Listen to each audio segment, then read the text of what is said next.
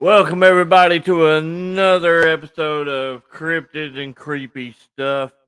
As always, I am David, and here comes the man with the plan, the researcher extraordinaire, Mr. Bruce. What's up, Bruce? What is up, y'all? Glad to be here. Got my Squatch shirt on. I'm ready to rock. Well, see, I got just an equally weird cryptid. I've got Sleazy E on mine. Oh yes, I will. I Yeah. will definitely not that elusive, but definitely as creepy. He's elusive to find him other than certain shows. Yeah. So we are here, whether you're watching it live or you're watching it afterwards. We are here tonight. We're going to talk about a little old thing called the Gurdon light. Bruce, you want to get us going? Yeah. Let's just jump right in.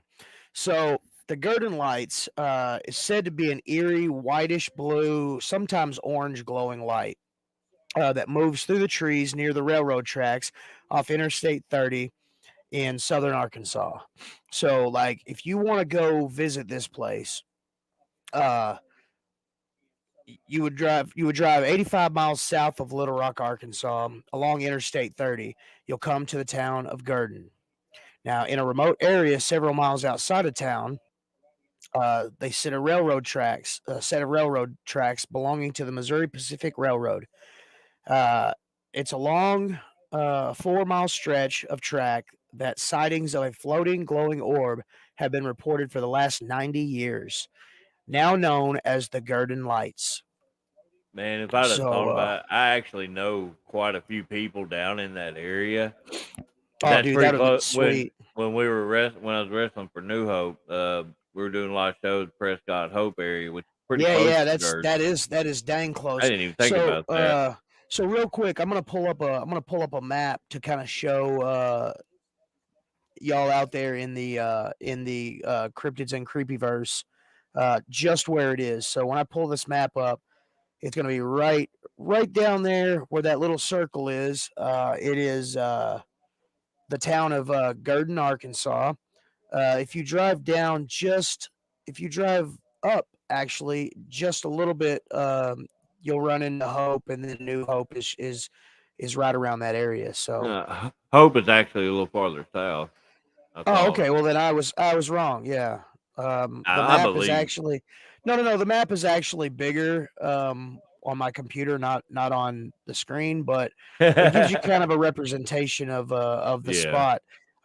That map is actually a up to date roadmap of Arkansas and all the towns and stuff. So it's about the actual map. Like when I downloaded it, it was actually like bigger than my computer screen at work. So Oh, I wow. uh, I was like, oh, Had this to will be shrink it great. down a little bit. Yeah, this will be great. You can zoom in and you can see the towns. So like going forward, this is kind of a thing that I've decided to do. So that way it kind of makes it more personable because if you're just watching it and we're talking about Gurdon, Arkansas, uh, up until I had heard of the Gurdon Lights, but not or the Gurdon Light, but not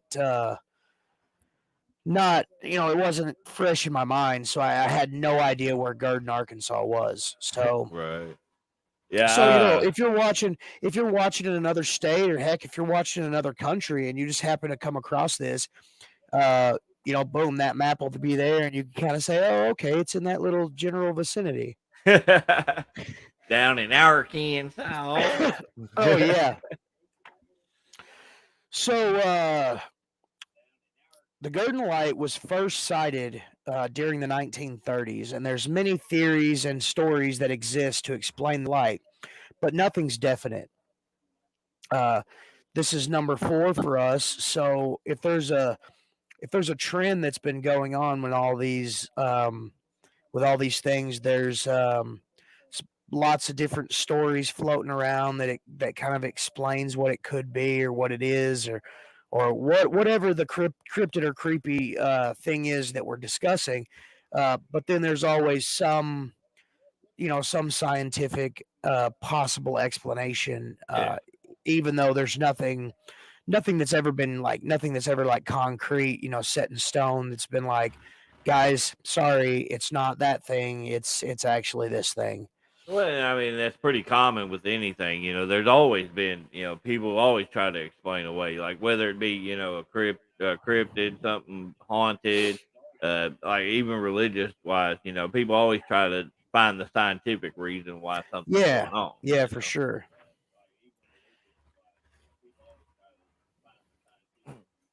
So, Sorry, I had something on my hand. oh no, you're good.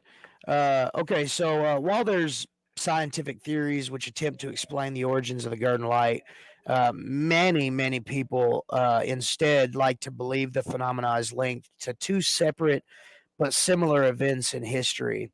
One is the murder of a railroad foreman in 1931, and then the other one is an accidental death of a railroad. Wow, say that 5 times fast.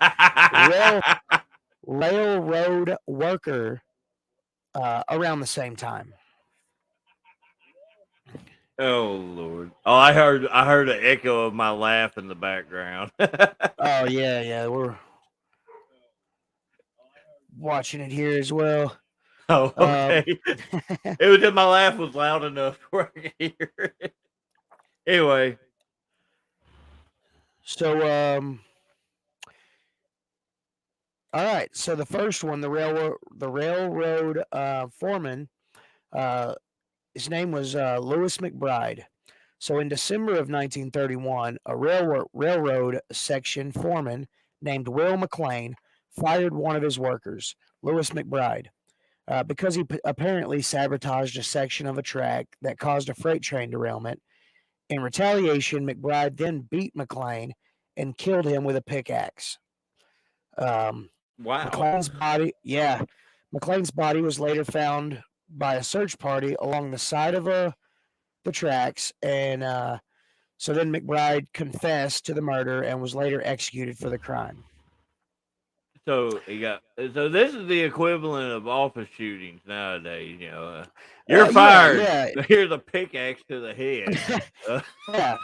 Jesus, So one my of the bloody first sightings. Valentine. So one of the first sightings of the Gurdon Lights was by a conductor named John. While driving a train, he saw a light on the back platform and observed that this light was following the train before it shot up in the air and disappeared.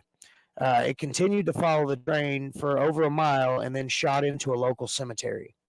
Oh, so this isn't like some of the light scenarios. This is actually like they see it moving. Yes, so that's the thing. Like Okay. even up to um so like even up to recently, and I say recent as in like the past like 5 to 10 years, probably 10 to 15, just to be generous. Uh, people people have said that they can go out, and you can, like, if we were to leave right now and we were to go out to Gurdon, it's 8:10. We could probably catch some pictures or some videos of this light. Really?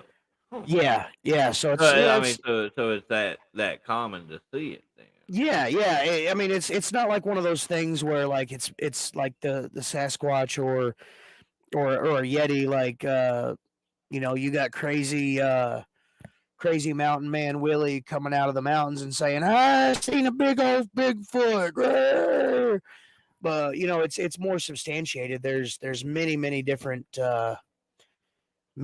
pictures and stuff that are of this light. In fact, I've got a decent one here now.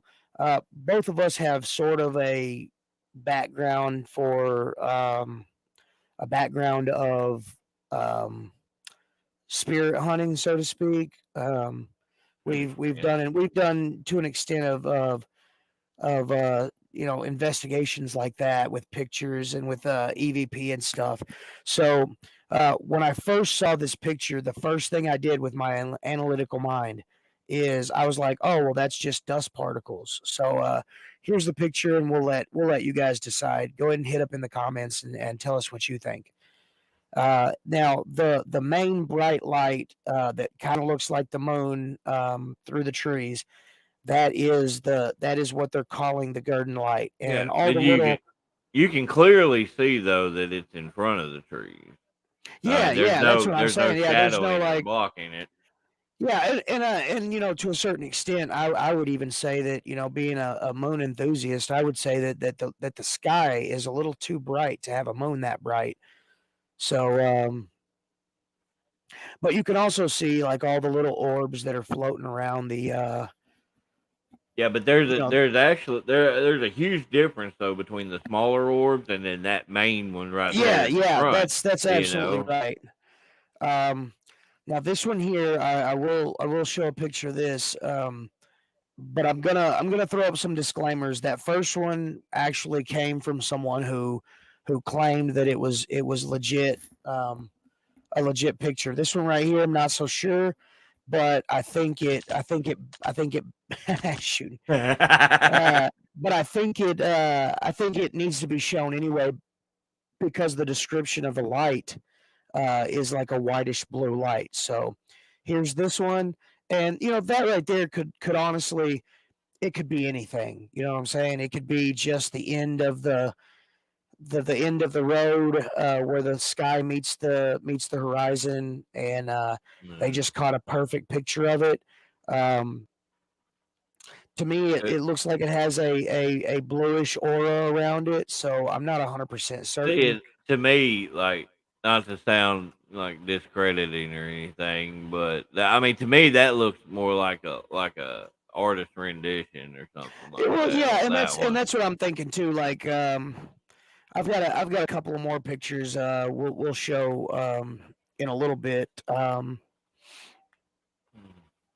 All right, Uh, so we talked about the first sighting where it shot into the local cemetery.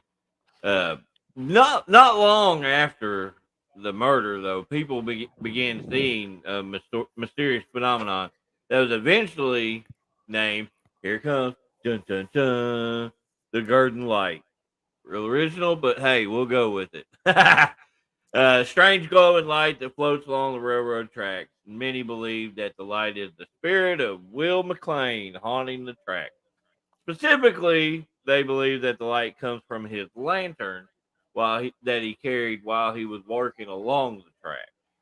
Which you do get, in a lot of like the ghost stories and stuff like that. You do hear like the old school ghosts, they're carrying the old lanterns and stuff because you know flashlights didn't, exist back then. But yeah, anyway, yeah, and I think it would be kind of hard to power. Well, I don't know.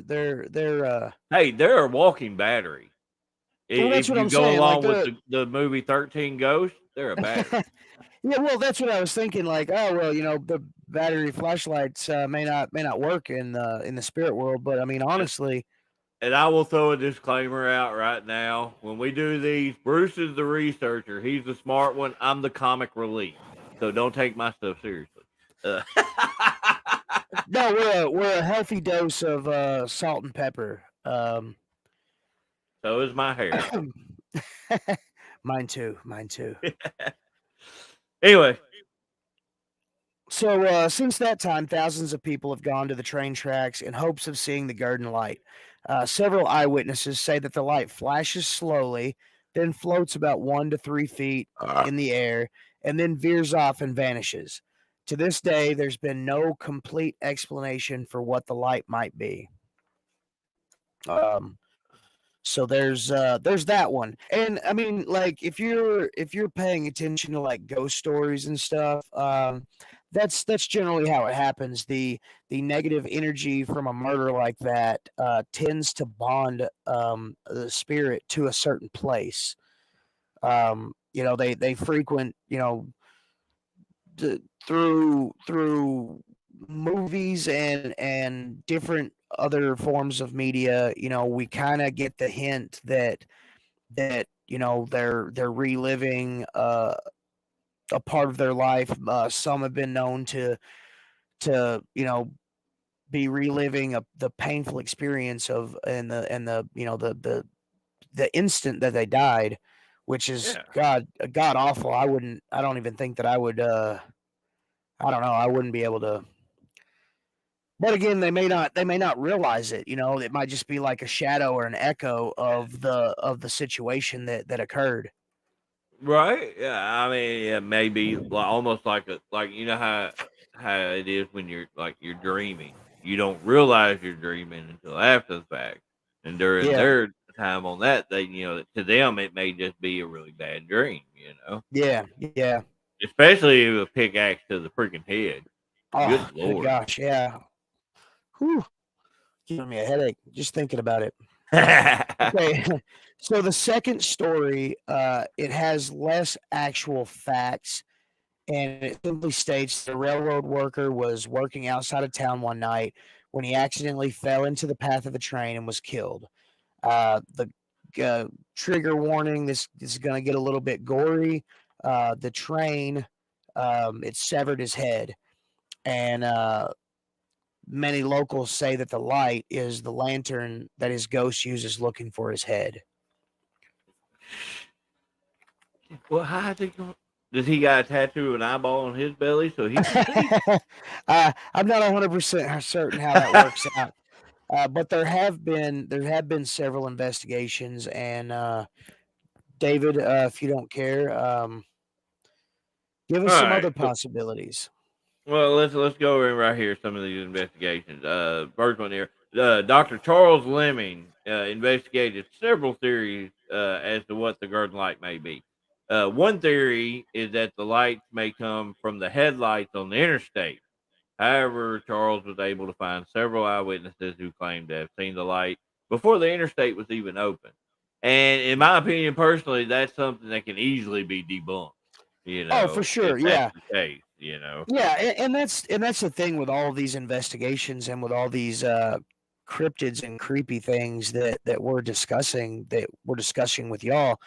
Um, you always have to kind of have an analytical mind about it. You want to That's why I you got the want glasses on.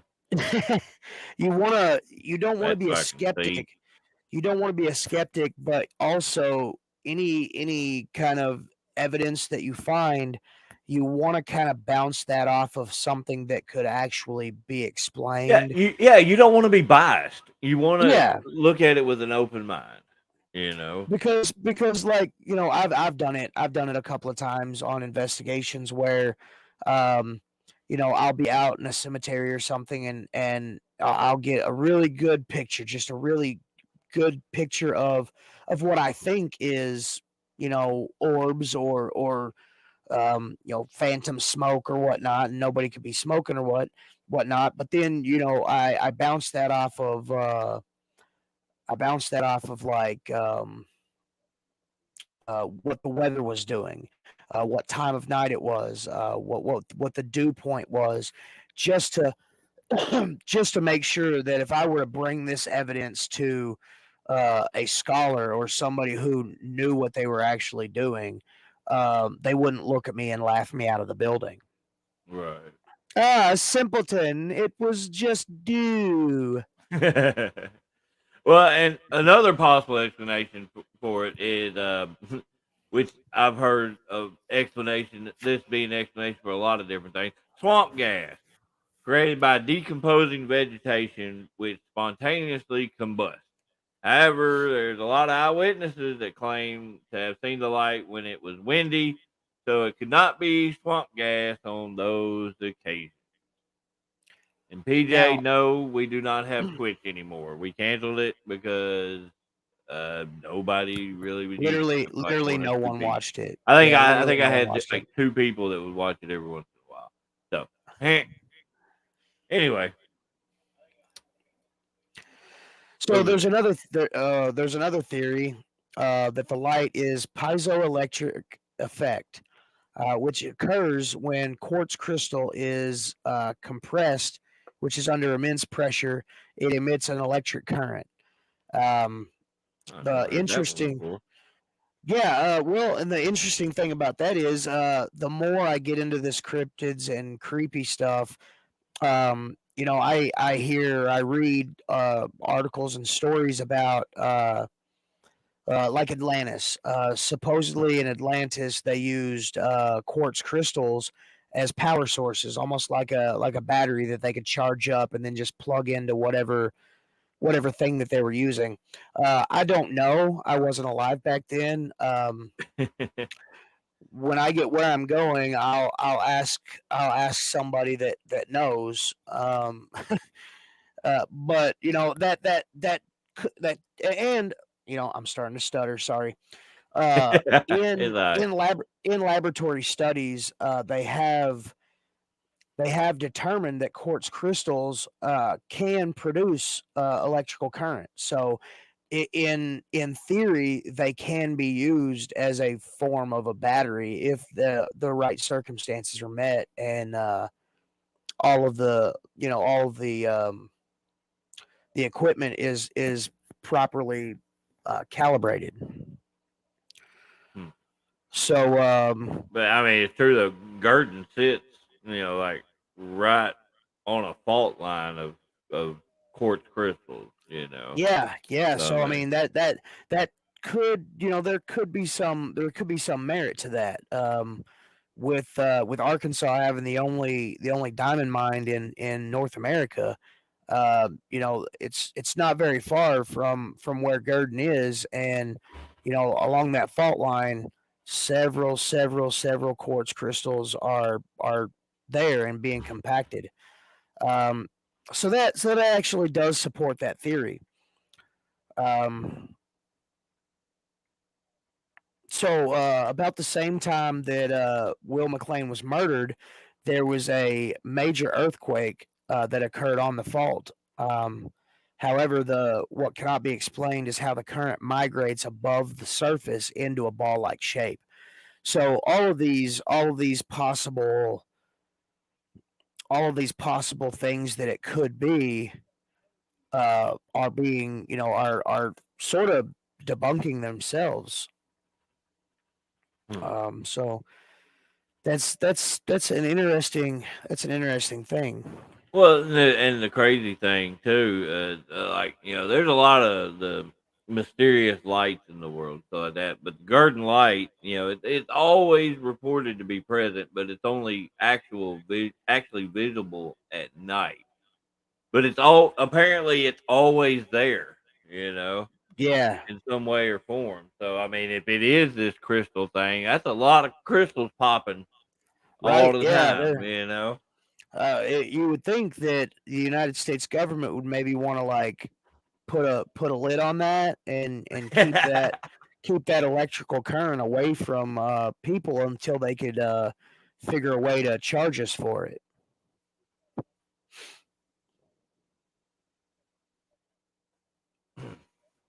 Oh, it got real. It was a real awkward silence there for a I was second. waiting on you.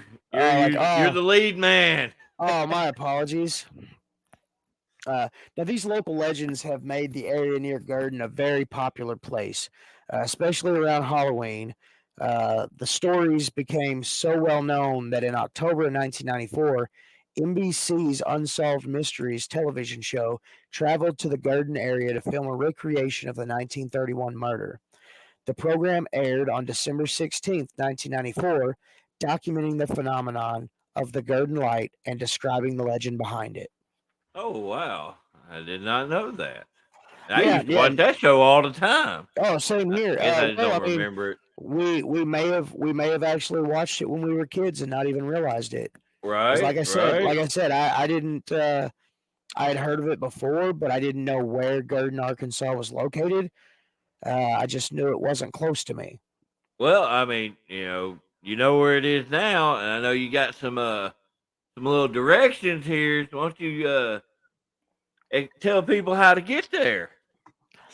Well, you're absolutely right. So, look, if you want to go and if you've got a weekend off and you're not doing anything and you want to find some interesting thing to do, uh, if you go about 75 miles south of Little Rock, 75, 80 miles south of Little Rock, down Interstate 30, just east of Interstate 67, pull over at the railroad tracks and walk down the tracks about 2 miles, uh, crossing 4 creek bridges. Uh, it may be difficult to find from I-67. The better way is to get off I-30 at State Road 53 and turn right on the dirt road just before where the tracks cross 53, about halfway from I-30 to downtown Gurdon. The only way to find this spot is to look for the unlabeled tracks crossing 53 on Google Maps. There's also a small pullover on the left if you're coming from I-30, close to where the tracks used to cross the road, which are now invisible from 53. Um, Perhaps not everything seen along the railroad tracks is scientifically explainable. And if not, how long has the area been that way? Is the light something that only dates to the 1930s, or is it something that has been there much longer? Perhaps the Gurdon light has always been there. It just took people to give it a name. Um, that's very intriguing right there.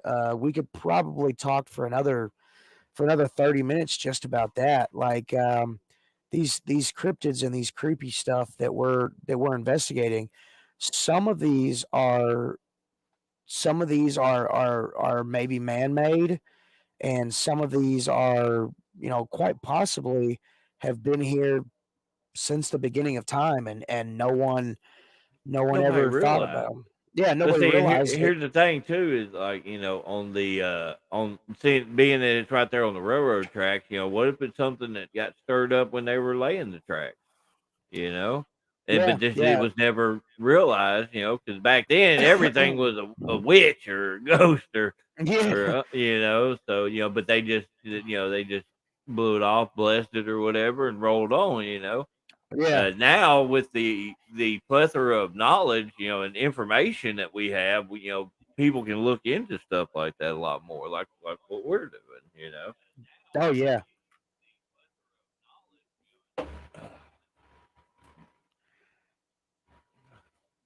Did you freeze? No, no, I'm No. here. I'm just I was just listening. No. Now all these sources that I went through to get all this information and to be able to bring this to you guys.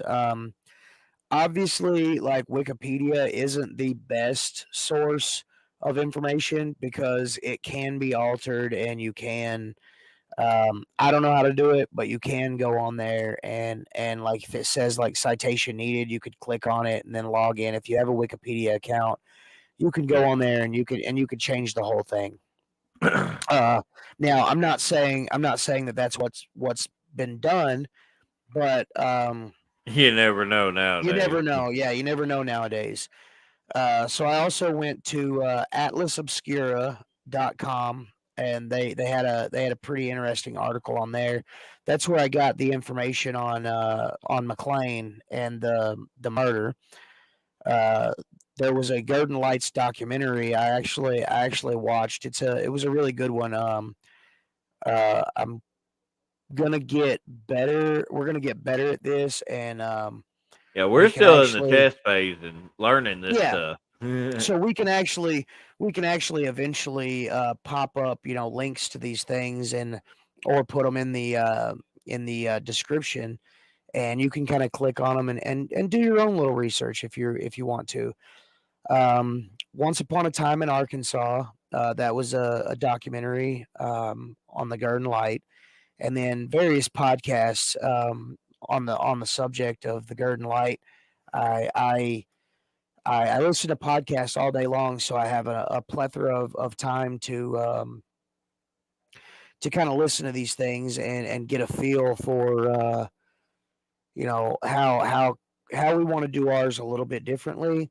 That Yeah. way we're not stepping on other people, and we're not just rehashing the same kind of information that they did in the same format that they presented it.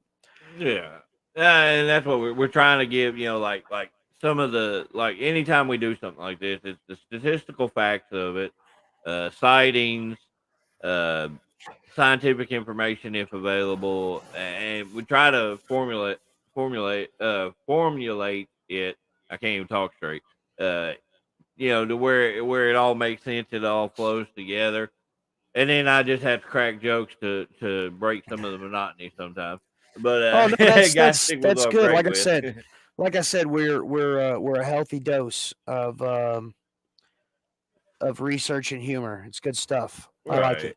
Now I know tonight's episode was not as long as we normally go on stuff like this, but being that this is like a more simplistic uh creepy thing, there was it wasn't a whole lot of extra to really throw on that one. It was No, very and very interesting though. yeah. Now I would have liked to throw some. I would have liked to throw some some spices in there just to kind of get the length that we were kind of hoping for, but not everyone is going to be, sometimes there's just an overabundance of sightings or information or possible explanations, but and then sometimes you're just kind of left with you're kind of left the way we were tonight. Yeah. Now I do have some pictures. These are pictures Yeah, that are go ahead and throw those supposedly up there. the tracks that no longer exist. But I mean, obviously, you can see that they did they used to be there. Man, that looks like a bridge too, so that's probably why that's Yeah, still yeah, there. yeah. Well, and that's what I was thinking about this one too. Like this one's, you can see Yeah, the that's water. definitely a bridge. It's right over, water. So that's probably So the either. actual metal tracks have been pulled, but Yeah, you still see the cross ties and all that, so it's still a trail there to be yeah. able to track So I it mean, like down. technically, if anybody wanted to go and do an active on-site investigation, you could walk down the whole row of tracks, or what used to be tracks. I don't Um, know if I'd want to walk 2 miles though. I'm lazy. So. Well, look, I would walk 2 miles to say that I had actual evidence of the Gurdon light. If I could Right. say I saw that with my own eyes, and look, I've got high definition pictures of it. I couldn't tell you what it is, or if it's an individual looking for his head, or if it's Mr. McLean stuck in a little time loop, or if it's swamp gas, or kyber crystals or Popping something. crystals. That's Yeah. in my neck of the woods. That means something else, or at least like 5 miles down the road, it does. Yeah. Anyway, now again though, I know we like I said we went a little shorter than normal, but our next episode, 2 weeks from tonight, we're gonna make up for it Oh, because for by sure. popular demand, we will be research researching the Falk monster. We've had quite a Yes. few people ask about that one, and Good oh old my soggy. Good god, old soggy boggy. there is a lot of information on that one. So yeah, we're gonna make up for it. That might be some cryptid XL going on. You That's no know, joke. Researching that one, because once the process, once we finish the research for like tonight's episode, uh, I finished that early. I sent it, and I start researching the next thing, just so that yeah. we can keep a jump on the situation. Well, that one will be August. In case you're watching this after the fact, August 30th. Be looking for episode 5, The Falk Monster. August 30th. Boom, boom, That is boom. 2 weeks away. Yep. Yep. It seems like it's so long. I want to get right into it. But, well, I mean, you already got other things going on. Next Tuesday, Wrestling with Yes. ADHD and Bruce. We are going to have one heck of a show.